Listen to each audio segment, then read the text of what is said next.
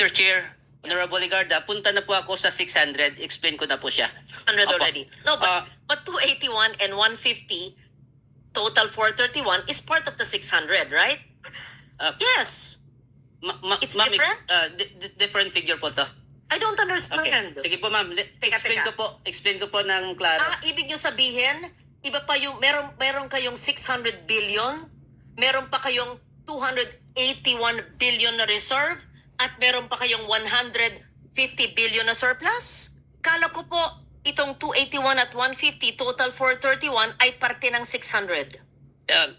Explain ko Iba pa po ma'am. Hindi ma'am, explain ko siya ng konti. Go ahead. Sige, pa-explain kasi nalilito lang kami. Kaya Iba yung sinasabi na, iba yung nababasa namin, iba yung sinabi mo sa plenary, iba rin po yung sinasagot nyo rito. Opo, sige po. Para sa kaalaman po ng mga kababayan nating nakikinig at nangangamba sa kanilang benepisyo mula sa PhilHealth, paliwanag mo po ano yung 600 billion, kung parte ba itong 431 o 489. Okay Paki-simplify lang po. Yes po. Wag niyo pong lituin ang ating mga kababayan. Yes po. Ang pinag-usapan po natin dito actually kung sa accounting po, balance sheet to. Balance sheet, we have the assets equals liabilities plus equity. So this equity, ang pinag-usapan natin na surplus and reserve is part ng members' equity. So sa kabilang right side po siya. Now, ito pong dalawang ito, That's 281 and 150, 431, Opo, ha? opo. Okay po. okay po. Yung back up nito o sa kabilang banda niya, yung asset po natin, ito yung sinasabi na 600 po. We have as of September 628.2 billion asset, total asset po. Total asset, that is cash in the bank. Cash, non-cash, including mga properties po ng korporasyon. Teka. Total po to. Hindi. Yung 600 na yan, bigay nyo yung breakdown. So, Yes po. ibig sabihin, 281 and 150, 431 billion, iba pa sa 600. So, meron kayong 600 plus 431. Ha? Okay. So, Saan nyo so, mali kukunin? pala ang balita. Hindi lang pala 600 ang meron kayo. 1 trillion. Ma'am, 1 trillion. explain ko nyo. Explain ko ma'am ha. Sige, paki-explain muna. Explain ko po ma'am, Mr. Chair, explain ko lang siya ng konti. Again, 628, babalance ito Because again, the asset should be total to the liabilities and members' equity. Now, on the part of the asset natin, we have 628.2 as of September. Sa 600, Ulit. Ang pinagsimulan po natin, yung 600 billion na nababasa namin sa pahayagan at nang sinabi po ng DOH na meron po ang PhilHealth. 600 billion cash. Kanina, isang oras na yata tayo, lahat ng kasama nyo, including ang CEO at yung abogado, sinabi na meron daw kayong 281 na reserve at 150 na surplus. Sabi nyo, CEO and attorney, parte ito ng 600B. Sinasabi po ngayon ni Mr. Limisiaco po. Yes, nahiwalay pa ito maliban sa 600B. So, ibig sabihin, ang assets nyo, cash and non-cash, ay 1 trillion. Pakipaliwanag. Yes po ma'am. Mr. Chair, again, ito yung members equity po, ang backup po niya yung ating assets. Now sa total assets of 628, yung investment po natin, investment po. Kasi ang ating asset ay classified into two. May investment pa kayo ginawa niyong negosyo ang healthcare money. Natin, investment po. Kasi ang ating asset ay classified into two. Ginawa pang investment, negosyo ang PhilHealth money budget pundo ng PhilHealth. Kaya pala Natin, kung gusto lumabas na lang muna yung magsasalita dyan. Kaya pala Maraming kunti salamat lang po. binibigay Again, sa mga ang ating asset po ay dalawa po to. We have current and non-current assets. Now, on the part of our investment portfolio po, Ilagay sa script. Sabihin ko, ba't sana inflation?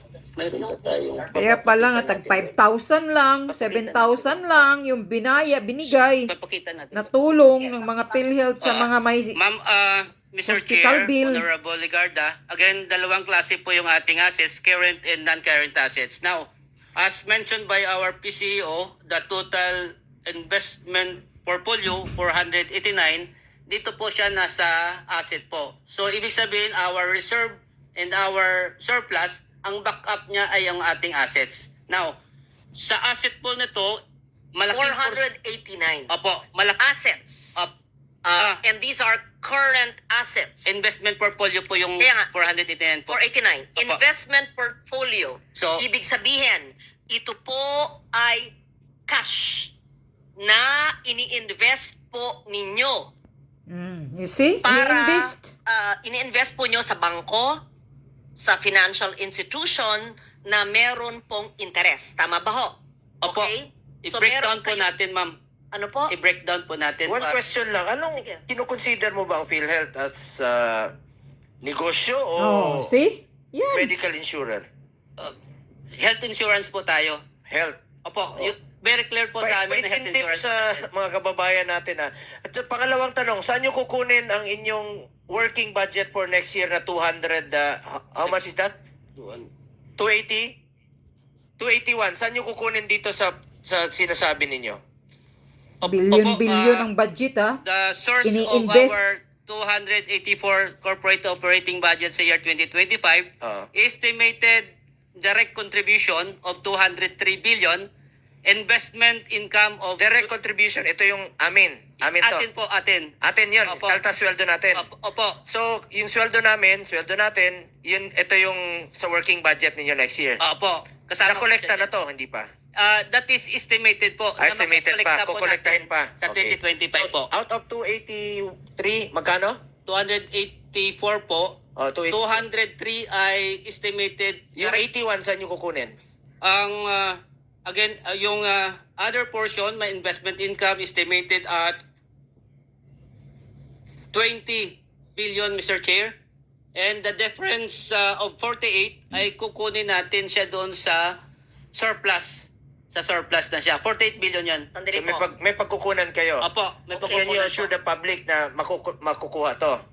Yes po, Mr. Chair, Honorable Ligarda. Yung 30th anniversary, saan kukunin? Ah, Hindi nyo pa sinasagot. 30th anniversary. Mag-celebrate Gastos pang nila sa 30th anniversary. anniversary. Kasama po siya dapat sa COB 2025.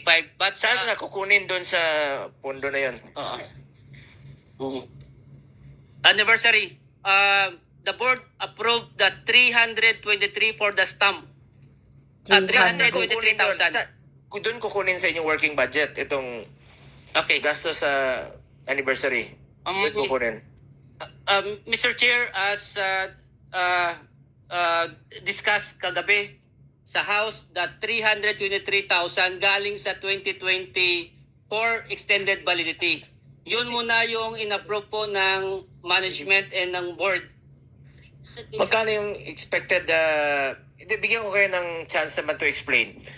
Magkano yung expected or projected niyo ng gastos sa anniversary ninyo? Magkano? Mr. Chair, the initial proposal ay 138 billion proposal. Initial. Para 138 saan yun, Mr. Chair? Anniversary nga, ma'am. Anniversary Anniversary po. Anong anniversary? Oo. 130 million pang anibersaryo?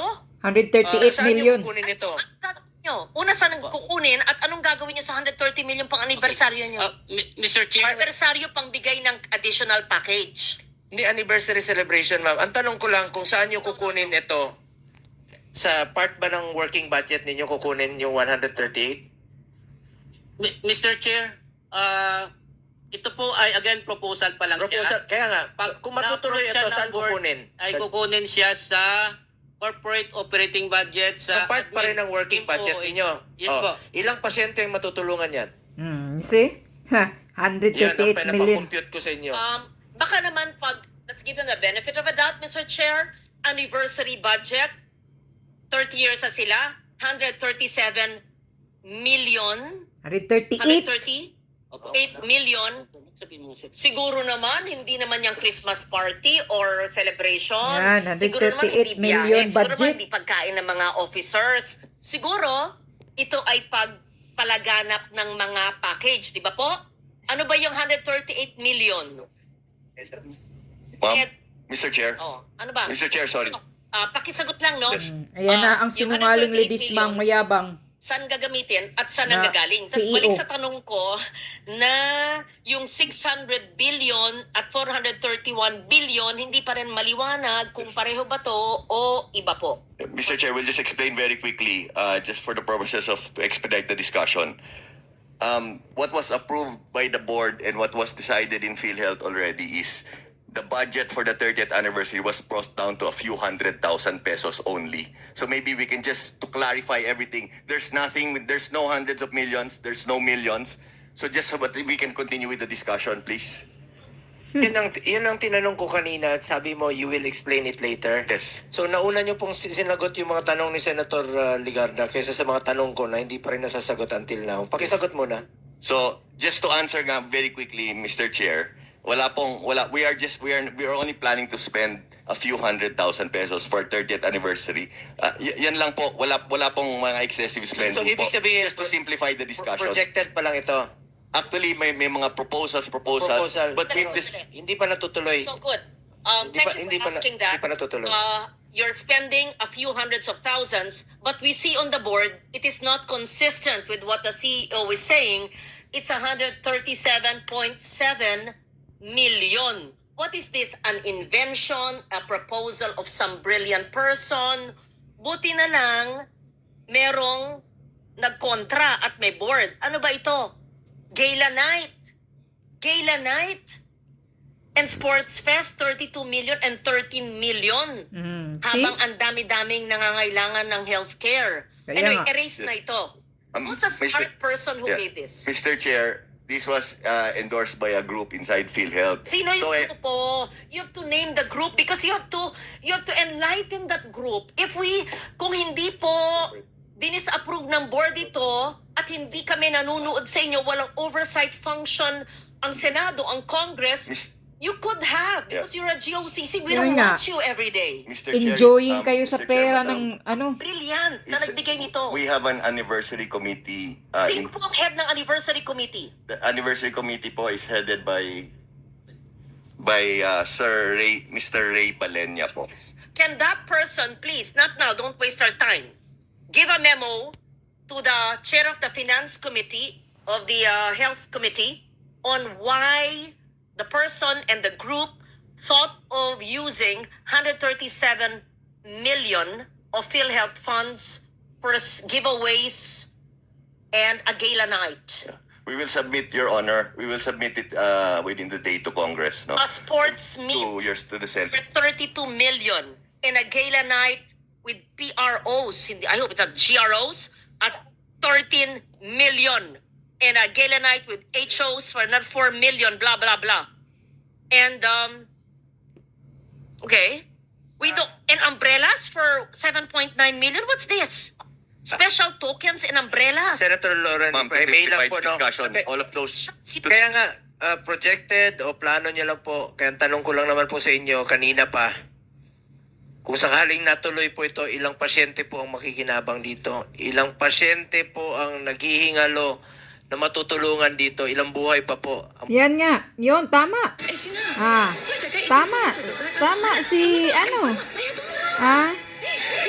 Tama si Senator Bato. Senator Bungo. Sa ganyang halaga, ilang pasyente ang matutulungan. Maraming naghihingalo na mga masakitin, nangangailangan ng tulong, pero hindi nyo natutulungan mga taga PhilHealth, ang inyo nagpakasaya lang kayo. Wala kayong mga nararamdaman sa mga mahihirap kung gaano kahirap na magkasakit na walang tumutulong sa kanila. Pero kayo, nagpapakasaya kayo, imagine 137 million na yung naka-allocated na budget ninyo para sa party-party ninyong anniversary ninyo. Mga putang ina ninyo, ginaganyan ninyo, pero hindi nyo nakikita yung mga hospital na kulang-kulang ng mga kagamitan, kulang-kulang ng mga supply ng mga gamot. Hindi kayo namimigay ng ganyang mga libreng programa. Wala kayong binibigay na maayos na benepisyo sa mga senior citizen, sa mga volunteers na mga contributor. Pero kayo, pag kayo ang nagpapakasaya, kayo ang nagpakasasa, ginagawa ninyo ng negosyo. Yan, ginagawang negosyo. PhilHealth ginawa ng negosyo, ini-invest ang pera. Tapos pag sila ang magparty-party, milyon-milyon, di-deny kapalidisma, na proposal lang yung 137 million. Yun ang sinasabi ni Senator Bungo. Isipin nyo, ang mga ordinaryong mga mahihirap nangangailangan ng tulong ng gobyerno. Hindi basta-basta magkasakit pag lalo na yung wala kang pera, talagang mamamatay ka. Pag wala kang pera, mga wala kayong utak, mga taga-PhilHealth. Kaya kailangan na talagang tanggalin itong mga director, mga board of director, yan si Lidisma. Tanggalin yan dahil tuta yan ni Bangag Marcos Jr.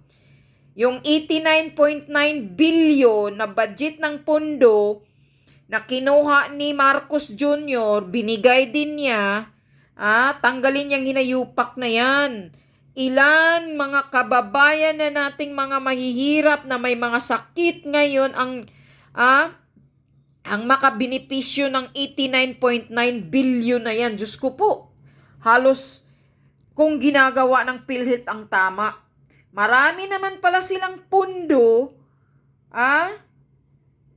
pero ginagawa pala nilang negosyo, ini-invest ang pera, pinapatubo. Kaya pala, yung mga taong nagkasakit, yung billing nila, tag-iilan lang ang binigay, 5,000, 7,000. Supposed to be, zero billing ang mga tao pag nagkasakit ka. Sagot ng PhilHealth yan, lalo na kung member ka. Pero magkano lang binigay nila? 5,000, 7,000, wala silang pakialam kung gaano kalaki yung bill mo sa hospital. Ganito lang ba ang gagawin ninyo, mga taga-PhilHealth? Wala na ba kayong magandang iisipin na programa na magbibili kayo, ibibigay ninyo ang mga libreng gamot sa mga mahihirap, libreng kung ano-ano na lang yung gawin ninyong libre? Marami naman pala kayong tinatagong pira. Kaya pala ginagawa ninyo ng negosyo, ini-invest nyo na. Naputang ina kayo, taga-PhilHealth kayo. Nakapanggigil kayo.